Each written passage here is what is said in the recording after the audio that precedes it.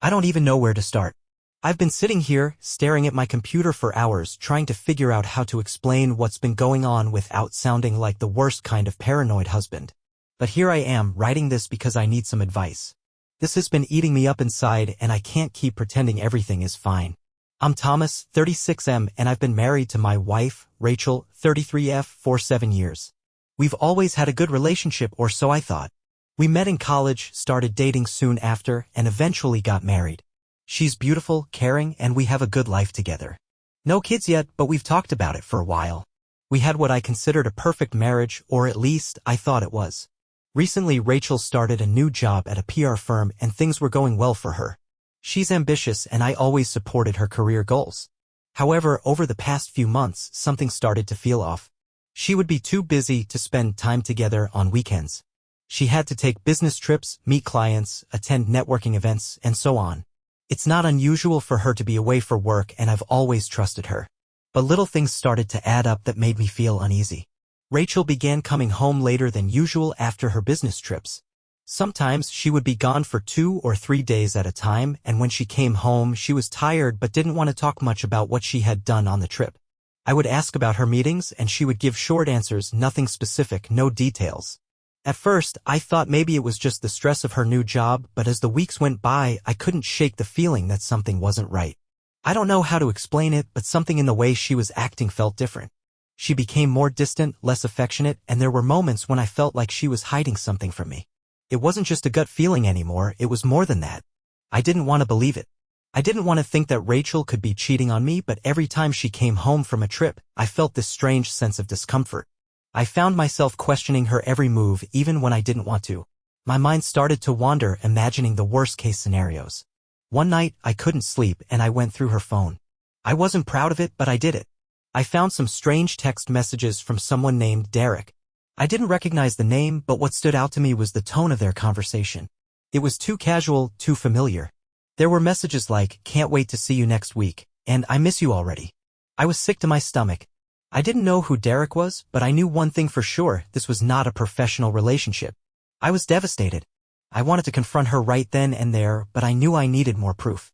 I couldn't just accuse her without knowing for sure. I needed concrete evidence. The next morning, Rachel was already up and getting ready for another trip. She was packing her bags, talking about the meetings she had scheduled for the next few days. I tried to act normal, but inside I was breaking. I didn't know if I could trust her anymore. After she left, I spent the whole day thinking about what I had discovered. I wanted answers. I couldn't just keep pretending everything was fine. That night, I made a decision. I was going to find out the truth, no matter what it took. I wasn't going to just ask Rachel. That wouldn't solve anything. If I wanted to know what was really going on, I had to see for myself. I began researching how to set up hidden cameras around the house without her knowing. I had no experience with this sort of thing, but I was determined. I bought small cameras online, ones that could be easily hidden in places she wouldn't suspect. I installed them discreetly in areas I knew she spent the most time in: our bedroom, the living room, the kitchen. I was nervous, but I knew I had to do this. For the next few days I waited. I didn't tell her anything. I acted like everything was normal. But inside I was a mess. I couldn't stop thinking about the text messages I had seen. I couldn't stop imagining Rachel with Derek, laughing, having fun, while I was left in the dark. Finally, the day came when Rachel came back from her business trip. I was at home when she returned, and as usual, she was tired but acted like everything was fine. I greeted her and she kissed me on the cheek. But as soon as she turned to go into the bedroom, I felt a pit in my stomach. I knew the moment of truth was coming. I watched the footage that evening after Rachel had gone to bed. I couldn't breathe as I fast-forwarded through the hours of footage. And then I saw it. I sat there, staring at the screen, completely still. It was like my heart had stopped beating as I watched the footage unfold before me. The cameras had captured everything, every movement, every word, every detail I had been too scared to face. At first, everything seemed normal. Rachel came home, dropped her bags, and kicked off her shoes. She seemed tired, as usual, after a long trip, and she immediately headed to the kitchen. I had to remind myself to breathe. I had set up these cameras because I needed answers, and now I was getting them. But nothing could have prepared me for what came next. It was around an hour after Rachel had returned home. I watched her take a quick shower and change into something comfortable. At first, it was just like any other evening. She was flipping through her phone, responding to a few emails. But then the doorbell rang. I felt my breath catch in my throat. I knew exactly what was happening even before the camera captured what I dreaded. Rachel opened the door and there stood Derek. The same Derek whose name I had seen in the texts. He was smiling, holding a bottle of wine, and Rachel greeted him with a kiss on the lips. I froze. I couldn't believe what I was seeing. A kiss on the lips? That was no friendly business meeting. The chemistry between them was palpable. They stepped inside, laughing as Derek handed her the wine. They moved toward the living room. Rachel's movements were slow, casual, like she was already comfortable around him. I thought I was going to be sick. They sat down on the couch, still chatting, and within minutes, Derek was leaning in closer. Rachel didn't pull away. In fact, she seemed to be leaning into him. They continued talking, but it wasn't long before their conversation drifted. Their faces were inches apart. Derek's hand rested on her knee. She didn't move it. That's when I saw it. They kissed again. A real kiss this time. Not just a peck, but a full, passionate kiss. I couldn't tear my eyes away. I felt completely numb, unable to process what I was seeing. My wife, the woman I had trusted, the woman I thought I knew, was having an affair with this man. She had been hiding it from me for months. But it didn't stop there. As the kiss broke, Rachel smiled at Derek and whispered something I couldn't hear. Then they got up from the couch and went into our bedroom. My stomach twisted with dread. Our bedroom, the place where we had shared so many moments, so many memories. I couldn't bear to watch them walk in there. But I couldn't stop myself. I clicked forward and there they were on our bed. Rachel was undressing and Derek followed her lead. The footage was almost too much to take in. Every movement, every touch, every laugh they shared. It felt like an invasion of my own privacy, my own heart, and yet I couldn't look away. I had to know the truth. The next few hours were a blur. They spent the evening together in our bedroom. I kept watching, paralyzed, unable to do anything except witness the betrayal in real time. The worst part? There was no remorse in Rachel's actions. She seemed completely at ease with him. As the footage finally came to an end, I turned the screen off.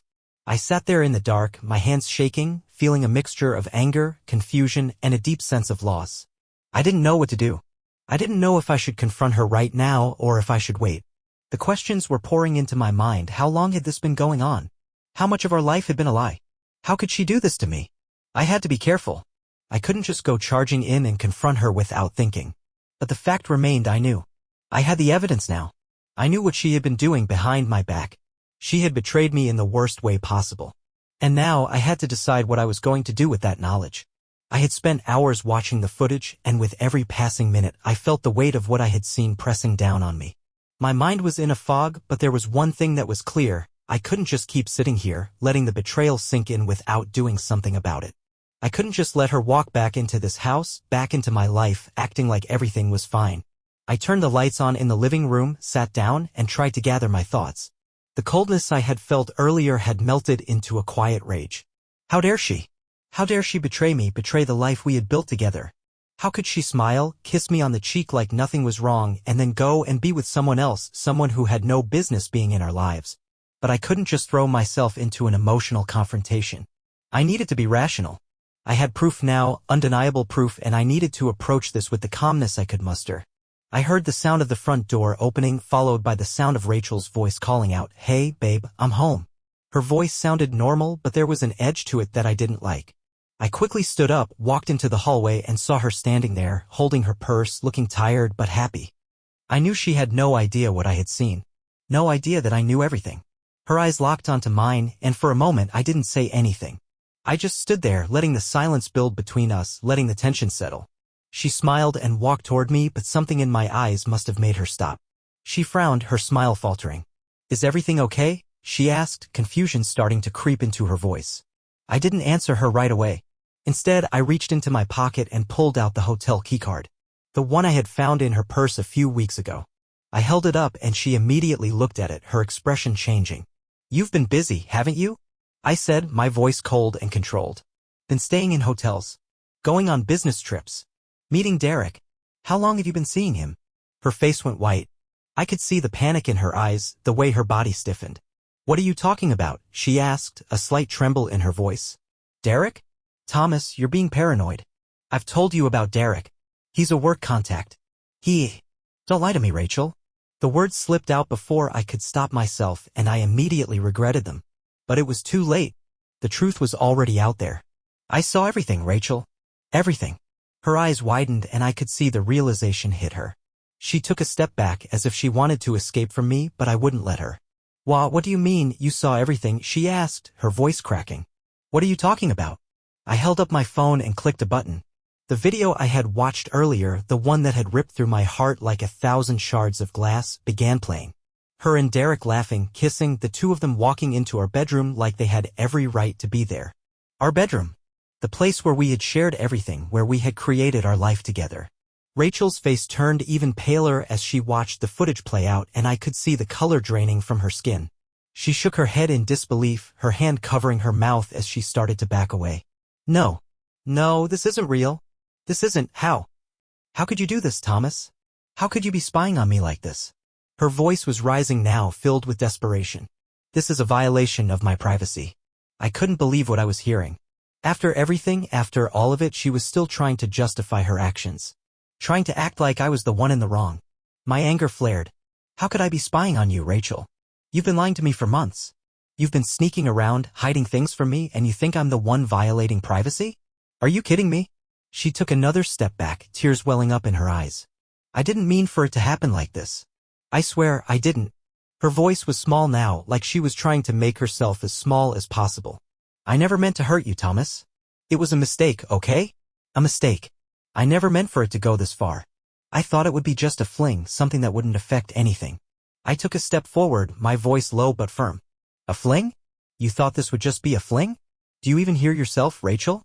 I shook my head, the words coming out in a rush of anger. "You've been lying to me. You've been having an affair. You didn't think it would affect anything? What about me? What about our marriage?" She opened her mouth to say something, but I cut her off before she could speak.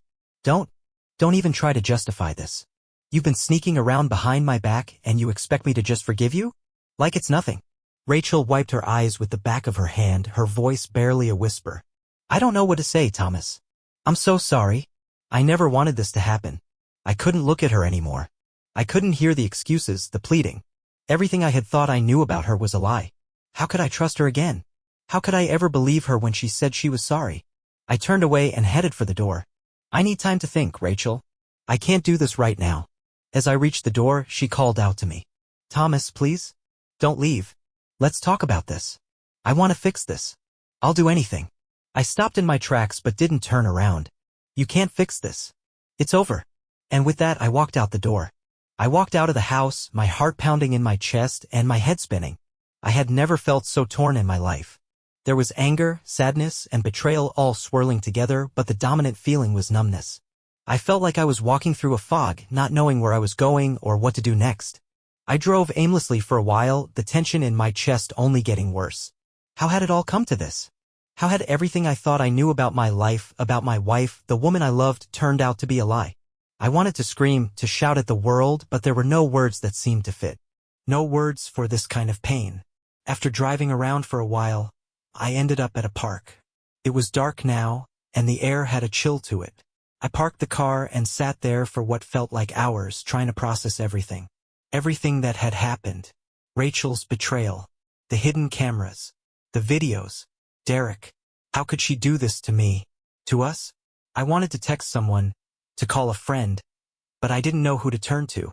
I felt embarrassed, like I had failed not only her, but myself. I had trusted her so completely, and now I was left with nothing but the broken pieces of a relationship I thought was solid. I could still hear her voice in my head, pleading with me, trying to justify her actions. And even now, after everything, I didn't know what to believe anymore. Was she really sorry? Was this just a convenient way to make herself feel better? Did she really want to fix things? Or was she just trying to hold on to a life that was falling apart? I knew I couldn't go back to that house. Not tonight, at least. I wasn't ready for that confrontation. Not yet. So I called my brother, Mark. He was the only person I could turn to. He answered on the third ring. "Hey man, what's up?" I need to talk," I said, my voice shaky. "Can you meet me somewhere?" "Of course," he replied, his tone immediately shifting. "Where are you?" I gave him the address of the park, and within 15 minutes he was there. I didn't even need to say anything. As soon as he got out of his car, Mark could see how broken I was. He didn't ask questions. He just sat down next to me, and for a long time I didn't say a word. I just sat there, feeling the weight of it all. Finally, he spoke. "You want to talk about it?" I didn't know how to start. I didn't know how to explain everything. But somehow I did. I told him about the hotel keycard, the texts, and how I had set up the cameras. I told him everything. And when I finally finished, I felt exhausted, like I had just run a marathon. Mark didn't say anything for a moment. He just stared at me, probably processing what I had told him. Then he put a hand on my shoulder. "Man, I'm sorry. I don't know what to say. This sucks." I nodded, wiping my eyes. "I don't know what to do now. I don't know if I can trust her again. I don't know if I even want to try." He paused for a moment, thinking. "You have to take your time. Bro, don't rush anything. Don't make decisions when you're this emotional. You've got to let it all settle." "I know," I muttered. "But she's not the person I thought she was. How do I even start to rebuild from that? How do I trust her again?" Mark sighed. "I don't know. I wish I could give you the answers, man. But the truth is, only you can figure out if this is something you want to fix. But if you're not sure, it's okay to walk away. Sometimes people don't come back from stuff like this." I nodded again, knowing he was right. But it still hurt so much. The idea of losing her, of walking away from everything we had built, was more than I could bear. Mark put a hand on my back. "Take the time you need. Don't make any decisions tonight." I agreed, though I knew that I couldn't go back to the way things were before. This was too much, too big, too deep. The silence between us wasn't uncomfortable. It was just real. Both of us were processing the weight of it all. And for the first time that night, I felt like I could breathe. I spent the next few days in a haze. I avoided going home as much as possible, staying at a friend's place and sleeping on their couch. I needed space. I needed to think. But every time I closed my eyes, all I could see were the images of Rachel with Derek. The smiles, the kisses, the intimacy they shared. The realization hit me hard that my wife had been living a double life, one that I had no idea existed. I spoke with Mark almost every day. He gave me space but checked in to make sure I wasn't spiraling too much. And after a few days, I knew I had to face reality. The truth was staring me in the face. I could either confront Rachel, demand the answers I deserved, or walk away for good. I wasn't sure which path was the right one, but I knew I couldn't keep running. Finally, after several long days, I returned home. It felt strange, like I was walking into a house that wasn't mine anymore. The smell of the place, the familiar furniture, it all felt foreign now. When Rachel came home later that night, she looked at me, eyes wide with surprise. "Thomas, you're home." Her voice sounded hesitant, like she didn't know what to expect. I nodded, standing in the living room. "We need to talk." She immediately tensed. "About what?" I didn't hesitate this time. "About you. About us. About what I saw." Her face faltered, and she swallowed hard. "I know, Thomas. I know I've messed up. I don't even know what to say to make it right. But I want to fix it. Please give me the chance." I took a deep breath and looked at her. "I don't know if I can. I don't know if I can trust you anymore." She shook her head, tears filling her eyes. "I understand if you can't. I don't expect you to forgive me right away. But I will do anything to fix this. Anything. I love you, and I don't want to lose you." I took a moment to process her words. The pain was still fresh, and the anger hadn't faded. But something inside me told me I wasn't ready to walk away yet. There was still love between us, even if it was buried deep. "I don't know where we go from here," I said quietly. "But I need time. I need space to figure out if I can even look at you the same way again." She nodded, tears streaming down her face. "I'll wait, whatever it takes." I didn't know what the future held. I didn't know if we could ever rebuild from this. But I knew I couldn't make any decisions right now. All I could do was take it one step at a time. And that meant giving myself the time I needed to decide what to do next. The days that followed that night were some of the hardest I've ever faced. It felt like I was in some kind of emotional limbo, stuck between the man I was before all of this and the man I had to become in the face of betrayal. Every part of my life felt uncertain. Every moment with Rachel felt like walking on a tightrope, unsure if I would fall into the abyss of anger or into the slow, excruciating process of healing. Rachel was patient. Too patient, it seemed at times. She gave me space, kept her distance, and let me process the pain on my own terms. But the silence between us grew heavy. I could feel the weight of all the unspoken words hanging between us, and sometimes it felt suffocating. Every time I looked at her, I remembered what I had seen on the footage, the love, the affection she had shown another man. It made everything feel like a lie. I tried to keep things normal for a while, at least for the sake of the house. I'd make dinner, we'd watch TV, pretend for a few hours that everything wasn't crumbling around us. But the act was wearing thin. The trust was gone, and it wasn't something I could simply brush aside. I also knew that time alone wasn't going to fix everything. I needed help. And for the first time in our relationship, Rachel and I needed to do the hard work to rebuild what had been shattered. So I called a therapist. It wasn't an easy decision, but I knew it was the right one. I didn't know if Rachel and I could make it through this, but I also knew we couldn't just give up without trying. And that's what therapy became, our lifeline. First, it was difficult. Rachel was afraid to open up, terrified of the judgment that would come from admitting how far things had gone. She'd been lying to me for so long that facing the truth in front of a stranger felt almost impossible for her. I, on the other hand, was struggling with my own emotions. The anger I had felt at first had begun to shift into something else. Disappointment, and then into a strange mix of confusion and sadness. I didn't know what I wanted anymore. I didn't know if I even wanted to forgive her. But the therapist encouraged us to talk. Not just about the affair, but about everything. About why we had fallen apart in the first place. About the cracks that had formed in our relationship before Rachel's betrayal even began. The sessions were difficult, often bringing up emotions we weren't ready to face. But with every session, we started to slowly rebuild the communication that we had lost. Still, every day felt like a test. I had to remind myself that healing wasn't linear, that some days would be harder than others. Some days I would find myself staring at Rachel, wishing I could go back to the way things were, and other days, I would wonder if I had the strength to ever look at her the same way again. There were moments when we were able to connect again. Small moments, fleeting moments, a laugh, a shared glance, tender touch, and while they didn't erase everything that had happened, they allowed me to remember why I had fallen in love with her in the first place. But then there were days when I couldn't shake the image of her with Derek, and I felt the weight of betrayal like a stone in my chest. Rachel continued to show me she was committed to doing whatever it took to rebuild my trust. She went to therapy herself.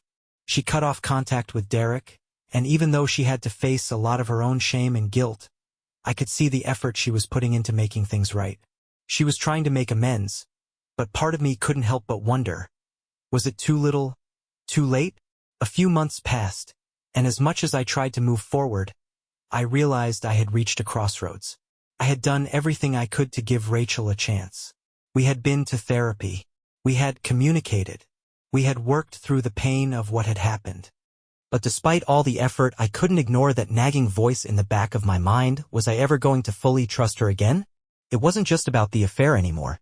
It was about the foundation of our relationship, the years of us building a life together, and how those years had been fractured in a single moment. Could I ever rebuild that foundation? Could I ever truly forgive her? Rachel had shown me remorse. She had put in the work, but there was always this underlying sense of doubt. How could I forget that she had lied to me for months?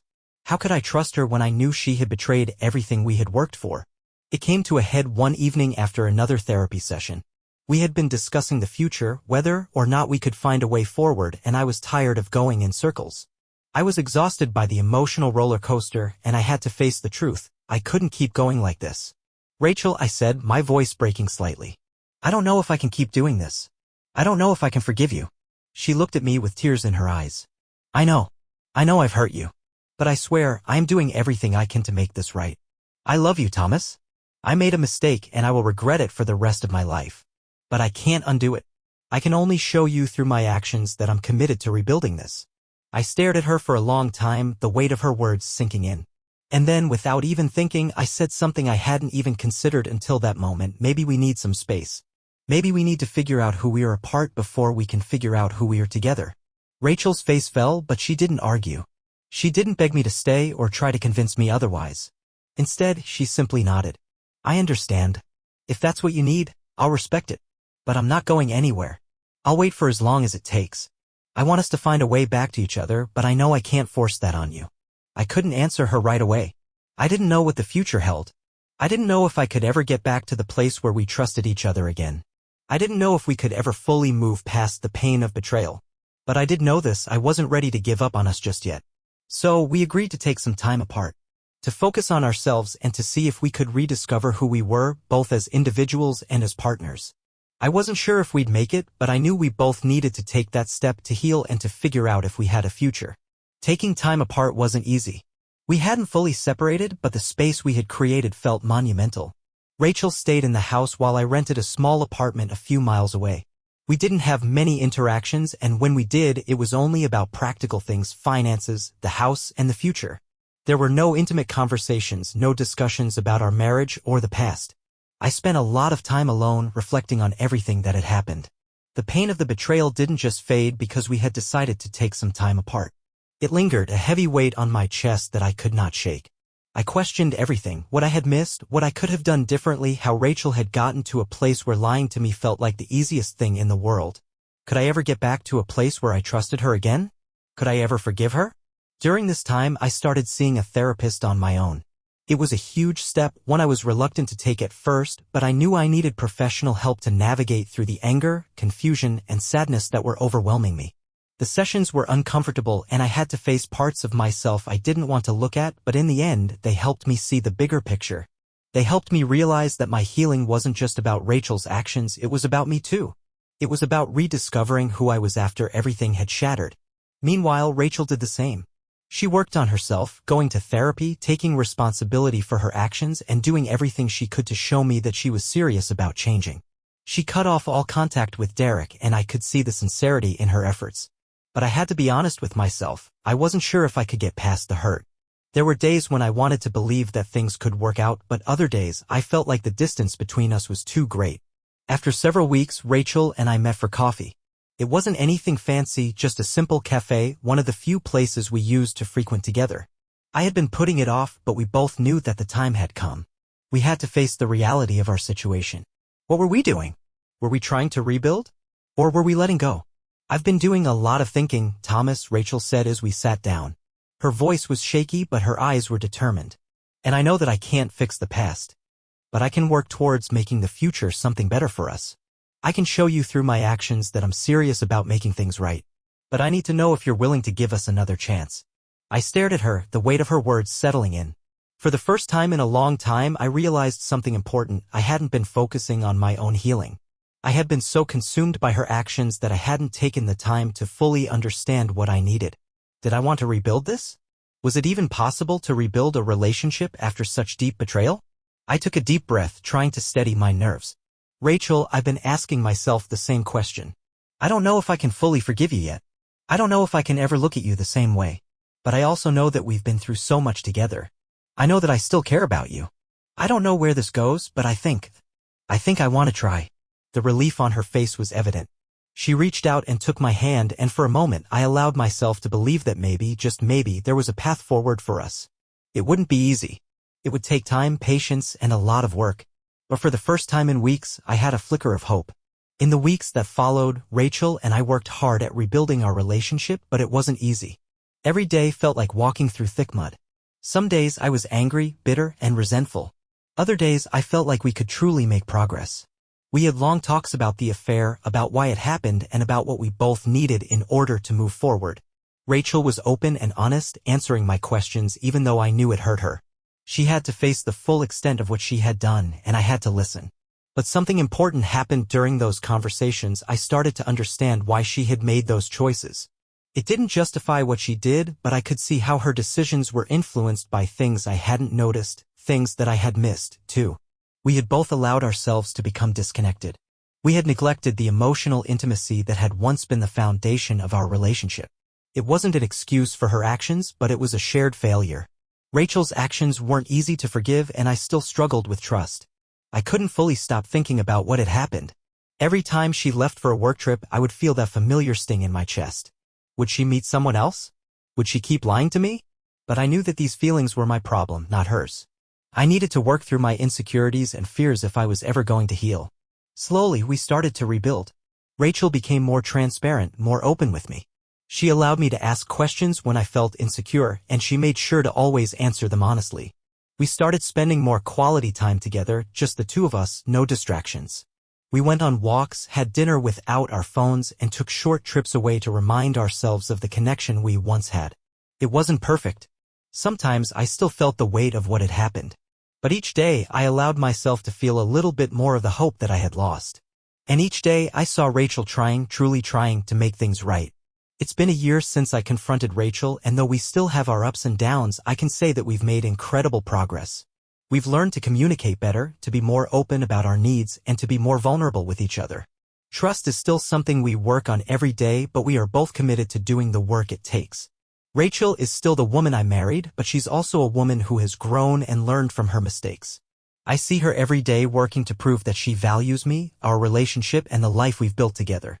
And I'm still learning how to fully trust again, not just her, but myself. I had to confront the reality that I allowed myself to ignore signs that something wasn't right, and now I'm more aware, more in tune with my own needs and boundaries. We've even started talking about the future again, about possibly having kids and building a life we both feel proud of. I'm not sure if I'll ever fully forget what happened, but I do know that forgiveness is a process. It takes time, patience, and a willingness to heal, both individually and together.